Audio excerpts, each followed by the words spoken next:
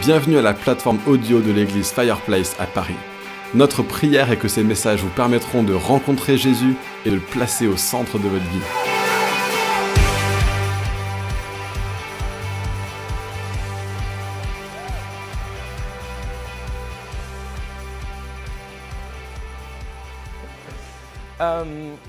On arrive avec Emma je sais même pas où on était, je crois qu'on était dans l'Oise, donc on était loin, on a fait 1h45 de route pour venir ce matin, on était dans un camping.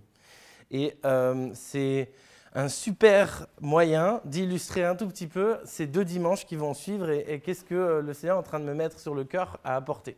Et oui, alors si vraiment vous n'aimez pas ce dimanche-là, surtout ne venez pas dimanche prochain.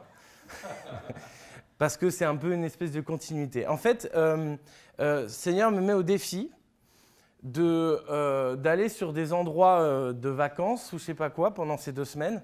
Oui, c'est ça, en fait, je vais aller me reposer.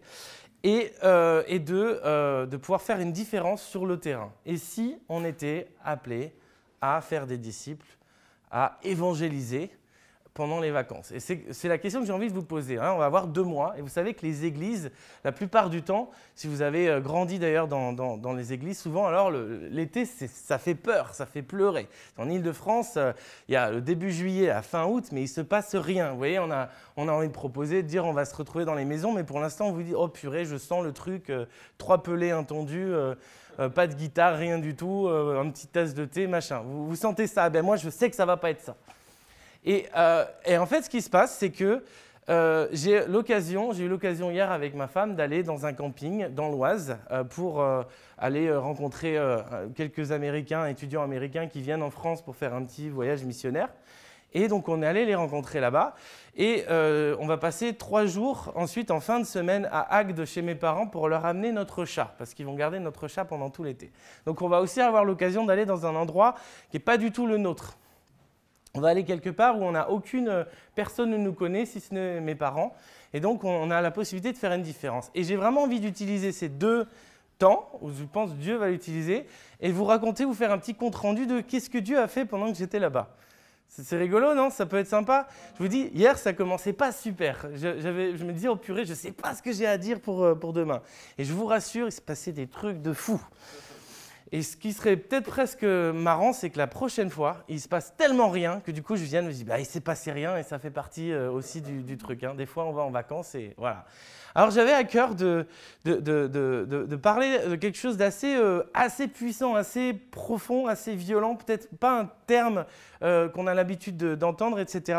Mais je voulais vous poser une question. Est-ce que vous pensez que les démons, parce qu'on y croit, d'accord? Est-ce que vous pensez que les démons autour de chez vous, dans votre travail, est-ce que vous pensez qu'ils connaissent votre prénom? Super bonne question d'ailleurs, d'accord? Est-ce que vous pensez qu'ils connaissent votre prénom? Si vous croyez au monde spirituel, si vous croyez que vous ne vous battez pas contre la chair et le sang, donc il y a vraiment des êtres, même avec parfois eux-mêmes leur prénom, etc. C'est très difficile de comprendre ce monde-là. Mais voilà, ils sont là, on se bat contre eux dans la prière, dans le combat spirituel, et eux se battent aussi contre nous. Est-ce que vous pensez qu'ils connaissent votre prénom? Est-ce que vous pensez que quand vous êtes chrétien, vous êtes en train en fait de dire « je suis ambassadeur du royaume dans ce lieu, dans ce domaine » et est-ce que vous pensez que les démons le savent? Okay. Très bien, peut-être que vous l'apprenez maintenant. Et c'est très probable que vous l'appreniez aussi ce matin. À un moment donné, il y a des hommes qui essayent de chasser un démon dans les Actes des Apôtres, et puis le démon leur répond, il fait Paul, je connais, mais vous, je ne sais pas qui vous êtes. C'est quand même intéressant. Paul, il est là, il est connu, il est dans le coin, il s'est fait connaître quand il était là, et donc on sait qui il est. Les démons savent qui il est. Mais vous, là, je ne sais pas qui vous êtes. Et ça se passe mal pour eux. Ce n'est pas parce que les démons ne les connaissent pas que ça se passe mal pour eux, d'accord? Et ce n'est pas là-dessus que je prêchais ce matin. En fait, il y a un truc très intéressant que j'aimerais juste amener en lumière ce matin, c'est que quand vous allez dans un lieu qui n'est pas le vôtre, que les démons là-bas, parce que les démons, ils ne sont pas omniprésents, omnipotents, omniscients, etc. Ils ne savent pas du tout, ils ne vous connaissent pas quand vous allez... Moi, quand je suis arrivé en camping hier, ce qu'il y avait là, alors je les appelle les spoons. J'aime bien, c'est un de mes amis qui a inventé le truc, ça enlève un petit peu du sérieux du truc. Donc il y a des spoons là-bas, ça c'était sûr. Je suis arrivé, je dis, oula, il y a des trucs pas clairs ici. J'aime bien, il y a quelqu'un aussi qui dit, j'aime bien, je vous le donne, je ne sais plus qui m'a dit ça, une personne est squattée. Elle a des squatteurs, vous voyez le truc? Et il faut vraiment dédramatiser ce truc-là, d'accord? Il faut le dédramatiser. Donc on arrive là-bas avec ma femme dans ce camping et il y a des spuns. Alors je ne les ai pas vus, je ne les ai pas reconnus, j'en suis pas du tout là au niveau du discernement. Mais j'arrive là, je me dis wow, il y a un truc là, je sais que les gens ne croient pas, machin et tout. Et donc en fait, il se passe un truc génial dans ces moments-là, c'est qu'ils ne s'attendent pas du tout à votre venue. Ils ne s'attendent pas du tout à ce que vous veniez, en fait. Ils ne sont pas du tout préparés pour ça. C'est un peu comme si vous alliez faire la guerre à des gens qui sont en train de prendre leur bol de céréales comme ça par terre et que vous arrivez et comme ça. Et voilà, c'est vite fait. Excusez-moi pour l'image. Mais c'est un peu cette idée. Vous arrivez là et ils sont dit, ah, bah, attends, qu'est-ce qui se passe?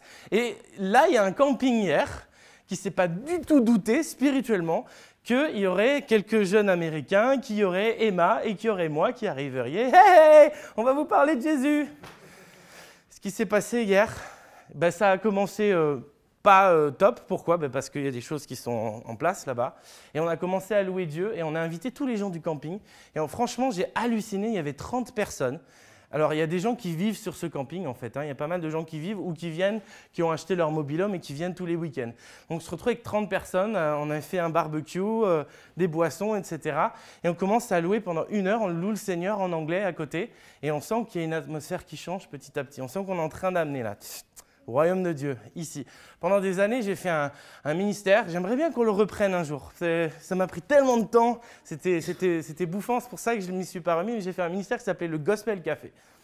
Et l'idée, c'était, je prenais ma guitare, quelques musiciens, et puis on allait, 1 fois par mois déjà, au départ, on allait dans un bar, et puis en fait, on chantait des chants comme celui qu'on a chanté ce matin, en anglais. Et on amenait le royaume de Dieu avec une langue parce que les gens ils ne comprenaient pas ce qui se passait trop. Voilà. Vous savez que c'est ce que c'est un gospel. Le nombre de gens qui disent « Oh, j'aime le gospel, ouais. » Tu sais ce que ça veut dire, gospel?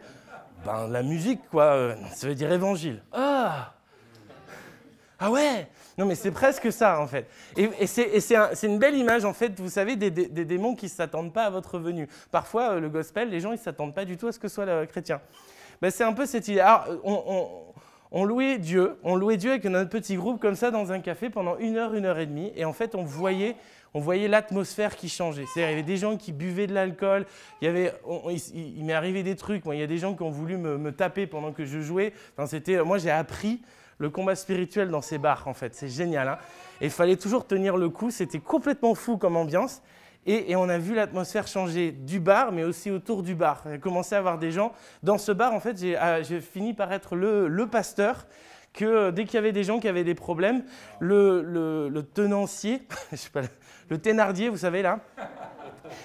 Non, il était très gentil en plus. Il a fini par dire, dès qu'il voyait des gens avec des soucis, il disait « Attends, je vais appeler le pasteur, là, Manu, tu vas voir. » Et du coup, je me retrouvais à boire une bière, oui, ok, avec d'autres personnes, comme ça, et ils me parlaient de leurs problèmes et je priais pour eux. Voilà ce qui s'est passé concrètement quand le royaume de Dieu va à un endroit où il est inattendu. Il faut voir une chose, c'est que les démons, ils ont un truc un peu stupide, c'est qu'ils croient qu'ils ont gagné. Quand Satan se retrouve face à Jésus et qu'il lui dit « Agenouille-toi devant moi et tu vois tous ces territoires, je te les donne. » Vous croyez qu'il croit quoi, Satan, à ce moment-là? Il est convaincu que c'est sa terre, on la lui a donnée. Il l'a prise d'Adam et Ève, il a pris cette autorité, cette soumission que Dieu avait donnée à nous sur la terre. C'est lui qui l'a prise et il croit qu'il a pignon sur rue, si vous voyez ce que je veux dire. D'ailleurs, pignon sur rue, très très bonne expression pour parler d'un quartier et de Spunz dans un quartier. Ça va, il n'y a pas trop d'expressions et de nouveaux vocabulaires? Vous savez ce que c'est, le patois de Canaan? C'est quand on dit du vocabulaire que les gens ne comprennent pas du tout. Moi, je vous invente un nouveau patois. Hein. Et je vous assure, en fait, j'ai été bien formé. Je le sors d'un peu partout. Alors, on est dans ce camping hier, et puis on loue Dieu, etc. Il y a quelque chose une atmosphère qui commence à changer. Et les jeunes Américains, ils avaient fait une connexion avec une femme qui était deux mobil-homes à côté, et qui vivait là à l'année, qui venait de se marier il y a 3 semaines, ou quelque chose comme ça, et une femme d'une 40aine d'années. Et en fait, il me dit, c'est marrant, elle avait l'air intéressée par la foi. Et donc, à un moment opportun, en fait, des Américaines m'appellent parce qu'elles ne parlent pas forcément ils parlent pas forcément tous bien français, donc m'appellent et me disent est-ce qu'on peut aller écarter, est-ce que tu peux prier pour elle? Alors moi, vous savez, vous me demandez de prier pour quelqu'un dans un coin quand on a un peu de temps et tout, ça a duré à peu près 3/4 d'heure, 1 heure. Et j'ai vraiment partagé l'évangile à cette femme. À la fin, elle a accepté Jésus comme son Seigneur et Sauveur. Elle a ressenti la présence du Saint-Esprit. Elle disait, c'est chaud. Elle disait, c'est inconfortable. Je ne sais pas ce que c'est. C'est normal. Je ne voulais pas lui dire, bon, il y a des trucs, il y a des squatteurs aussi qui ne peuvent pas être vraiment contents à ce moment-là. Enfin, vous voyez. Mais elle était là et elle avait cette chaleur qui la remplissait. Et puis, en fait, vraiment, elle a donné sa vie au Seigneur. Ce qui va se passer pour cette femme, c'est très difficile pour moi de vous le dire. Parce que ça y est, je suis parti. Et moi, je dois remettre ça entre les mains de Dieu. Ce qui est bien, c'est qu'on a une église amie qui est à 15 minutes de ce camping.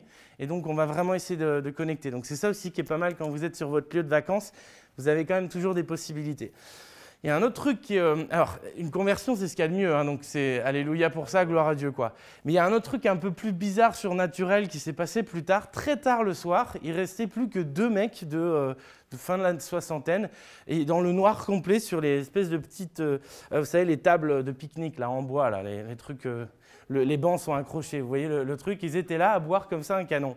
Et je me suis dit, et donc je vais avec eux, je m'assieds, et puis j'attends un petit peu, puis ça fait squatter du coup aussi, ça fait un peu bonjour. Et puis à un moment donné, on commence à connecter, puis ils croient que je suis américain, donc ils disent des bêtises en pensant que je ne comprends pas, puis je fais ah ouais, c'est vrai, ouais. Et là ils sont gênés, ils sont ah oui, vous êtes français en fait.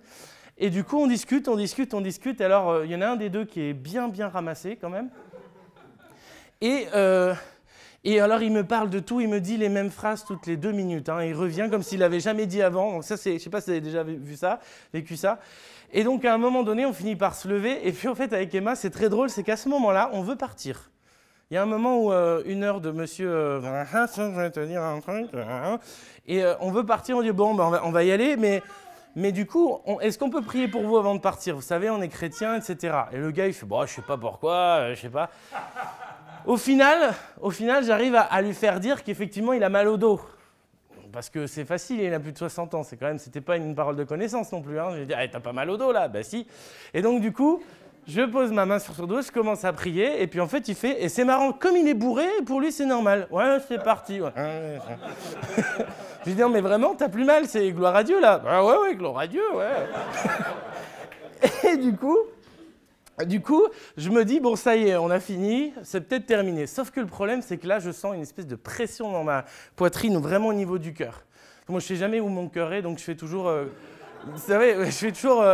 qu'est-ce qu'ils font, les joueurs de l'équipe de France ou les joueurs de l'équipe des États-Unis pendant l'hymne? Ils mettent la main sur le cœur, donc c'est ça, le cœur est là. Vous voyez le truc? Et donc, je suis là, si, c'est bien le cœur, il y a un truc là. Et donc, avant de partir, je fais... avant de partir, juste, est-ce qu'il y en a un de vous deux qui aurait un problème cardiaque? Et là, le gars pour qui on avait prié pour le dos, il commence presque à pleurer. Et il fait, non, c'est pas moi, c'est ma fille. Et en fait, il y avait sa fille de peut-être 18 ans, avec une autre jeune fille qui était son amie de 18 ans, qui attendait à côté, en fait, et qui assistait à ce qui se passait. Et donc, il fait, viens, il m'a prié pour toi. Et donc, la fille arrive et complètement ouverte. C'est là où je vous dis, inattendu. Ce camping, il n'était pas prêt, vous voyez, pour la venue de Dieu. Donc, ça a fait un grand bruit, tu vois. Et donc, elle arrive et puis en fait, elle m'explique qu'elle sort à peine de l'hôpital avec une opération cardiaque. Elle a une malformation depuis la naissance, qu'il y a plein de trucs qu'elle n'a jamais pu faire, courir, etc., dans le sport, etc. Et alors, honnêtement, j'y connais rien mais en médecine, donc je ne pourrais même pas vous expliquer ce qui se passait. Mais du coup, ils sont tous vraiment étonnés qu'il y ait cette parole qui soit arrivée à ce moment-là. Et donc, je dis, est-ce que je peux prier pour toi? Et je te donne mon numéro et tu m'envoies un texto dès que tu sais que tu es guéri. Parce que vraiment, là, je me dis, c'est pas... Voilà, on y va, hein, on fonce. Donc, je prie pour elle et je ne peux pas vraiment vérifier parce que, vous savez, c'est le cœur. Donc, ce n'est pas comme s'il y avait... Et puis, je prie pour elle, elle est très touchée. Son père se met à pleurer, il commence à me dire, tu ne comprends pas, ma fille, Dieu l'a sauvée parce qu'elle aurait dû mourir et tout. Et en fait, il commence presque à m'évangéliser. Dieu a fait quelque chose. Et après, il sort une croix, il fait, là, c'est la croix de ma fille et c'est moi qui la porte. Et donc, je me dis, mais le gars, il était limite athée quand on parlait, puis maintenant, il est devenu, il va aller prêcher la bonne parole dans tous les campings du coin. Qui sait? Et du coup, là, vraiment, on se dit, allez, c'est bon, on y va maintenant, on s'en va. Mais quand même, je dis, il n'y a pas encore un truc pour lequel on peut prier. Vous savez, il est minuit, il y a 4 personnes dans le noir, on ne voit même pas leur visage. Et tout à coup, il y a la copine de cette jeune fille qui fait, moi, j'ai peur d'être sourde parce qu'en fait, j'ai un problème au niveau des oreilles, donc j'ai perdu beaucoup d'audition.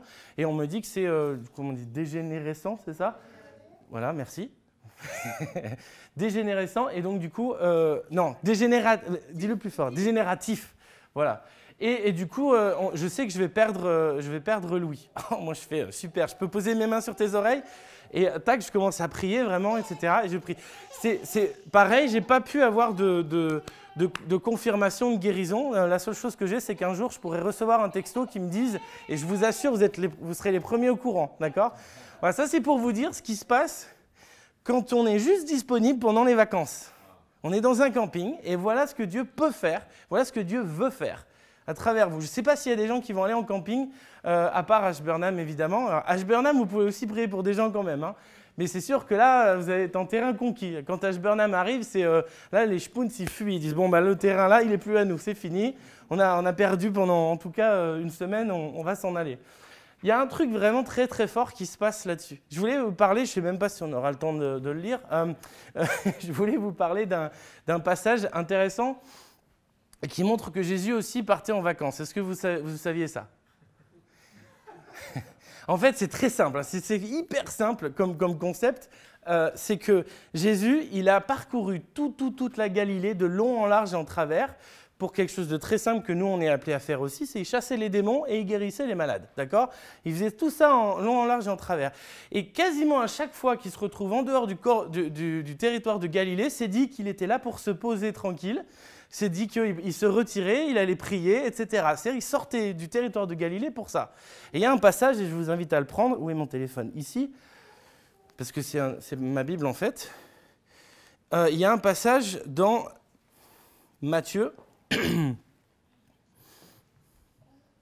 Excusez-moi, ma Bible se charge.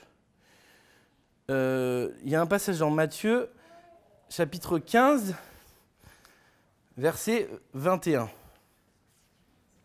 Alors, Matthieu 15, 21, je vais lire dans la version Parole de vie.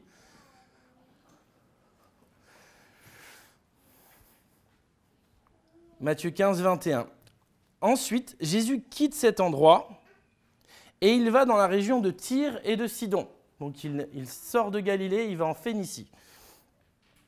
Une femme de cette région, une Cananéenne, arrive, elle se met à crier « Seigneur, fils de David, aie pitié de moi, ma fille a un esprit mauvais en elle, elle va très mal. » Mais Jésus ne lui répond pas un mot. Ses disciples s'approchent de lui et lui disent « Fais partir cette femme, elle n'arrête pas de crier derrière nous. » Jésus répond « Dieu m'a envoyé seulement pour les gens d'Israël qui sont comme des moutons perdus. » Mais la femme vient se mettre à genoux devant lui en disant « Seigneur, aide-moi !» Jésus lui répond « Ce n'est pas bien de prendre la nourriture des enfants et de la jeter aux petits chiens. » La femme lui dit « Seigneur, tu as raison. Pourtant, les petits chiens mangent les miettes qui tombent de la table de leur maître. » Alors Jésus répond à la femme « Ta foi est grande, que les choses se passent pour toi comme tu le veux. » Et au même moment, sa fille est guérie. Alors, je n'ai pas envie de prêcher une polémique ce matin de est-ce qu'il a bien parlé à la femme, etc. ou pas. Je vous dirais très clairement, il est en formation, Jésus, il est en train de former des disciples, il est en train de les amener en dehors du territoire. Ils sont en train normalement de se reposer, de prendre un peu de recul. C'est pour ça d'ailleurs qu'ils se disent on n'est pas en ministère là puisqu'on est en dehors du territoire. Et à ce moment-là, quand il y a quelqu'un qui vient, Jésus sait très bien comment utiliser ça pour former ses disciples, pour leur montrer que le cœur de Dieu, ce n'est pas juste d'être là pour Israël. Voilà, c'est juste l'explication que je vous donne plutôt que de commencer à dire oui, qu'est-ce que c'est que cette histoire, machin. Alors, un truc très intéressant ici, c'est que Jésus a quitté la Galilée et a quitté le territoire sur lequel il est envoyé en priorité. Et il y a plusieurs passages comme ça, il y a plusieurs moments qui montrent que Jésus va quitter ce territoire et va faire un miracle là-bas, va amener une personne à Jésus et va démarrer quelque chose là-bas. Quelque chose qui va être complètement explosé par les disciples après et par l'apôtre Paul notamment, et qui va vraiment aller essayer d'aller jusqu'au bout de la terre.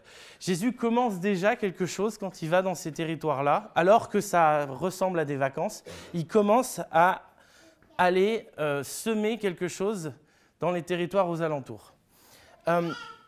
Si ce texte, j'avais envie de le prendre ce matin, c'est parce qu'en fait, il y a un vrai sens pour les vacances et pour le voyage là-dedans, en fait. Quand vous quittez le territoire sur lequel vous êtes, quand vous quittez votre travail, quand vous quittez aussi peut-être le domaine dans lequel vous travaillez aussi, etc., que vous vous retirez complètement d'un territoire ou d'un domaine dans lequel vous évoluez et que vous allez vous implanter ailleurs, ça nous arrive à tous, la première chose qu'on passe par la tête, c'est on ne veut surtout pas emmener quoi que ce soit avec nous, on veut juste être là, se faire du bien, avoir un temps de repos, etc. Est-ce que franchement, c'est une logique imparable pour tout le monde, à votre avis, de se dire que tiens, est-ce que j'irai pas implanter une église pendant les vacances cet été? Est-ce que vous avez déjà pensé à ça? Est-ce que je démarrerai pas un truc, là, un petit groupe de maison, un groupe de tentes cet été? En fait, il se passe quelque chose de très très fort et de très puissant dans ce contexte-là, c'est qu'on arrive et on n'est pas attendu. Et en fait, on n'est pas au courant de ça souvent. Moi, les premières fois où je me suis rendu compte des trucs de fou que Dieu pouvait faire au travers de moi dans d'autres endroits, c'était aux États-Unis. Si ça paraissait dingue, ouais, ça me paraissait évident, bah oui, aux États-Unis, c'est plus facile, le terrain est plus simple, plus propice, etc. Mais j'ai appris à aller prier pour les gens dans la rue, à commencer à faire ce genre de choses que je n'arrivais pas à faire en France parce que j'étais trop timide, parce que c'était trop compliqué, parce que je me disais, c'est pas mon appel, il vaut mieux essayer d'attirer les gens dans l'église que d'aller les chercher dans les rues, dans les cafés, dans les bars, etc.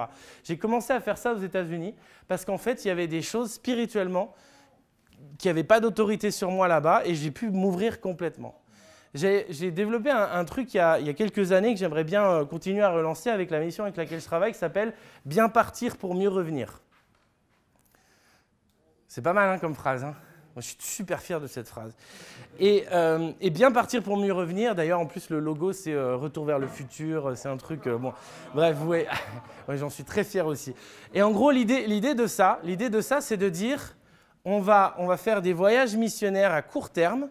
On va organiser ça pour des gens, pour qu'ils puissent confronter des choses qu'ils ne se sentent pas forcément prêts à confronter sur leur propre terrain. Vous savez, on dit parfois « nul n'est prophète en son pays ». Ça ne veut pas dire que du coup, c'est chez moi, je ne fais rien du tout. Hein. Non, ce n'est pas ça que ça veut dire. Mais il y a une réalité, c'est que c'est beaucoup plus difficile d'aller là où on connaît les gens, etc. Même Jésus lui-même, quand il allait à Nazareth, c'est marqué qu'il a fait moins de miracles à cause du manque de peu de foi. C'est évident, les gens ils l'ont vu grandir, Jésus, etc. Ils savent qui il est, etc. Et puis il y a certainement aussi des choses qui sont en train de bloquer fortement là, parce que Jésus, il fait peur quand même. Hein. Est-ce que vous avez déjà demandé si vous faisiez peur aux démons? Plus jeune, on m'a dit, toi, le diable a peur de toi. Bon, je pense qu'ils sont un petit peu avancés quand même.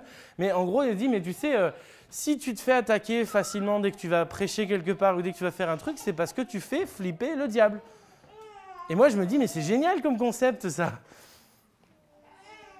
Je vous avais peut-être déjà raconté une fois quand j'étais à Agde chez mes parents et qu'au moment où mon père me dit, j'aimerais bien que tu fasses une réunion de guérison dans notre église. Et au moment où il me dit et que je dis oui, tac, j'ai la grippe qui tombe. Et puis pendant 6 jours, j'ai eu la grippe jusqu'au moment où j'ai commencé enfin à prêcher et à prier pour les gens et tac, la grippe est partie. Un exemple plus récent, on est allé avec Yvan faire prier tout autour de ce qu'on commence à appeler le territoire Fireplace. J'aime bien, des fois on a l'impression d'être dans le Seigneur des Anneaux, quoi. Le territoire Fireplace, la terre du milieu. Et on est allé faire le tour des marches de prière qu'on avait déjà faites auparavant et qu'on veut commencer à faire de plus en plus. N'hésitez pas, dites-moi c'est quoi le territoire, on veut aller prier autour. Voilà. On fait ça et honnêtement, au bout de 15 minutes, j'ai un problème de genou et du coup, il a prié pour moi, mais j'ai eu un problème de genou et pendant tout le temps où on a prié autour, je boitais et c'était vraiment un truc... j'ai eu une entorse au genou et ça m'a relancé, j'avais peur que ça dure des jours. Le soir même, il n'y avait plus rien. À partir du moment où j'avais quitté le territoire, c'est bon. Comment ? Ben oui, alors ça c'est sûr. Mais ça montre un truc quand même, c'est que, on est arrivé là, les démons ils commencent à nous connaître, ils ont appris notre prénom et ça va, ah oui c'est Fireplace, ah oui c'est vrai qu'ils sont venus, ils ont fait un petit tour pendant Pâques et machin, et donc du coup on commence à aller au combat les amis. Si on va combattre, si on déclare la guerre, il y a combat. Si on ne déclare pas la guerre, il n'y a pas combat. Parfois, c'est assez simple. Je ne sais pas si vous vous souvenez, il y avait quelques semaines, je vous avais dit que parfois, dans les églises à Paris, je vais vous redonner cette image parce qu'elle est réelle, elle est spirituelle. On est en train de se... On ne veut pas déranger, on va juste dans notre lieu de culte. Ah, ça y est, c'est bon, on peut louer Dieu. Wouh, Maranatha. Mais franchement, sur le lieu, c'est attention, il y a un spoons, attention. Vous voyez un peu le truc? Et à Paris, si Paris aujourd'hui c'est séculier au possible, s'il y a des trucs, des dominations qui sont partout, c'est justement parce qu'en fait on se met des murs autour. Notre territoire il fait ça. Est-ce que vous vous souvenez? Qui était là le premier dimanche? Je le redis encore, je suis sûr que j'ai déjà dit. Qui était là le premier dimanche en septembre? Premier dimanche en septembre, on n'a pas fini la célébration, si vous vous souvenez. Il y a eu une alarme incendie. Fireplace, alarme incendie, bam. Je crois, moi personnellement, je ne suis pas sûr, mais je crois qu'il y a un truc qui était là, qui a flippé, il s'est dit « Wow, je suis en train de perdre le combat ». Et donc, il a, dans un soubresaut en fait, dans sa mort, plus ou moins, il a fait ce qu'il pouvait. Allez, alarme incendie. Et il s'est barré. Et la réalité, c'est que ce premier dimanche, c'était peut-être spirituellement le plus dur qu'on ait vécu. Tout était dur, tout était difficile. Et il n'y a pas eu le feu. Ça, c'est une bonne chose aussi. Très, très dur. Et en fait, à partir de là, il y a vraiment eu une atmosphère du royaume qui s'est installée dans cette église. En tout cas, je le crois et je l'ai vu. Et voilà, on a réussi à déclarer un territoire là. Qu'est-ce qu'on fait là? C'est quoi la prochaine étape pour nous ici? Et là, la réalité, c'est que on arrive aux vacances, donc on est presque en train de parler pour septembre là. Donc, qu'est-ce qu'on fait cet été? Et c'est ce que j'avais envie de vous dire et vous dire courtement aujourd'hui, parce que c'est un compte rendu de ce que j'ai vécu hier, en fait, au final. J'avais envie de vous lancer ce défi dès maintenant, c'est de dire, OK, où est-ce qu'on va cet été? Et Seigneur, comment tu peux nous utiliser? Vraiment, je vais vous encourager. Et si vous êtes à Paris, c'est génial, hein, il y a le territoire ici, hein, il n'y a pas de problème. Mais si vous avez l'occasion de partir quelque part, même si ce n'est pas très très loin, et vous allez être quelques jours pour vous ressourcer, le Seigneur veut bien que vous vous ressourciez, il n'y a pas de problème. Mais dites-vous aussi, qu'est-ce que tu peux faire, Seigneur, au travers de nous pendant ce moment? Je vous invite à vous lever.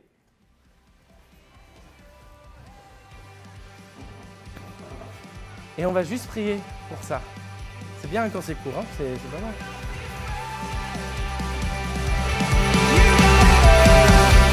Merci d'avoir suivi ce message audio enregistré à l'église Fireplace à Paris.